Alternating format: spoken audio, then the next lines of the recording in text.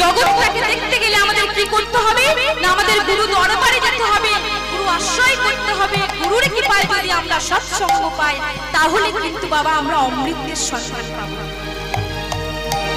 তাই মাগো আপনারা একটা কথা জেনে রাখবেন, কৃষ্ণ কৃপা কিন্তু জগৎময়, গুরু কৃপা কিন্তু কোন কোন ভাগ্যবানের হয়। কি মা আমরা কৃষ্ণ কৃপা পাইনি? ও মা আমরা কৃষ্ণ কৃপা পাইনি? আমরা সকলেই কৃষ্ণ কৃপা পেয়েছি, পাইনি গো মা? আমরা যখন মাতৃ জঠরে ছিলাম, মাতৃ গর্ভে ছিলাম, তখন আমরা ভগবানের কাছে না চাইতেই কিন্তু আমরা সবকিছু পেয়ে গেছি। কি বাবা পাইনি? সুন্দর নয়ন পেয়েছি সুদর্শন করার জন্য, এই কর্ণ দুটো পেয়েছি শ্রবণ করার জন্য, দুটি নাসিকা পেয়েছি সুঘ্রাণ করার জন্য, দুটি কর পেয়েছি ভগবান গোবিন্দের সেবা দেওয়ার জন্য, সুন্দর এই কদমটা পেয়েছি হরিকথা কৃষ্ণ কথা বলবার জন্য, দুটি চরণ পেয়েছি ভগবান গোবিন্দের সেবায় যাওয়া। তাহলে আমরা কি পাইনি মা? আমরা তো সবকিছুই পেয়ে গেছি, তাই না?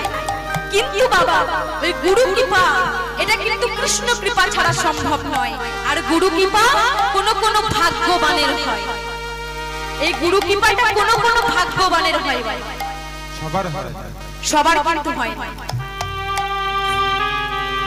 আমরা ভগবানের কাছে না চাইতেই কিন্তু সবকিছু পেয়ে গেছি, কিন্তু একটা জিনিস থেকে আমরা অসম্পূর্ণ থাকি, সেটা কি না গুরু কৃপা, প্রেম ভক্তি।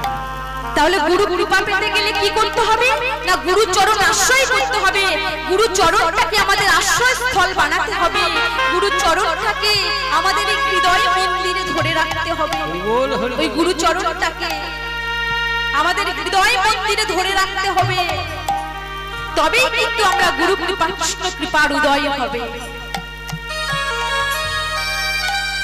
তা না কিন্তু সম্ভব নয়। এই গুরুর কৃপাটাকে যদি আমরা হৃদয় মন্দিরে ধরে রাখি, যদি ধরে রাখবার মতনে ধরে রাখি, তবেই কিন্তু গুরু কৃপা কৃষ্ণ কৃপার উদয় হবে। নিতাই গৌর হরি বল। একদিন নরেন অর্থাৎ স্বামী বিবেকানন্দ শ্রী শ্রী রামকৃষ্ণ দেবকে বলছে, শ্রী শ্রী রামকৃষ্ণ দেব বলছে নরেন ওই দূরে চেয়ে দেখ, দেখতে পাচ্ছিস? ওই নরেন তুই ওই দূরে একবার চেয়ে দেখ, যমুনার তীরে দেখ একটা তরী ভাসছে। নরেন বলো তো দেখি যে ওই তরীটা গঙ্গার এপার থেকে ওপারে যেতে কত সময় লাগবে?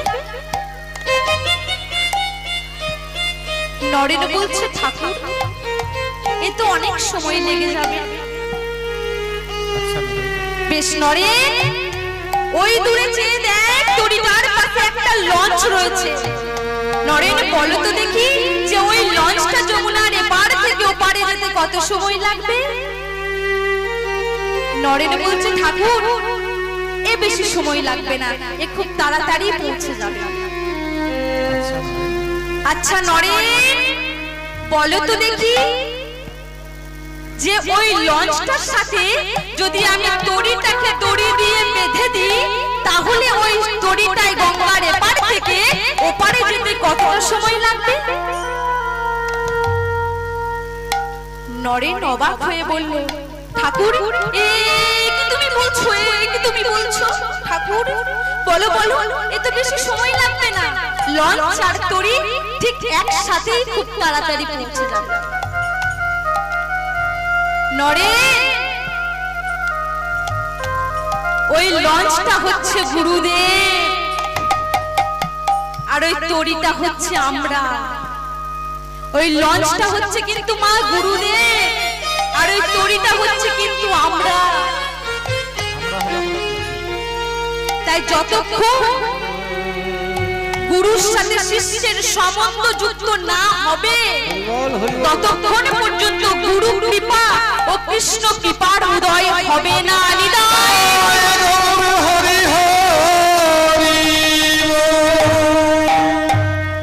তাহলে গুরু কৃপাকে আশ্রয় করতে গেলে আমাদের সকলকে গুরু চরণে সমর্পিত হতে হবে।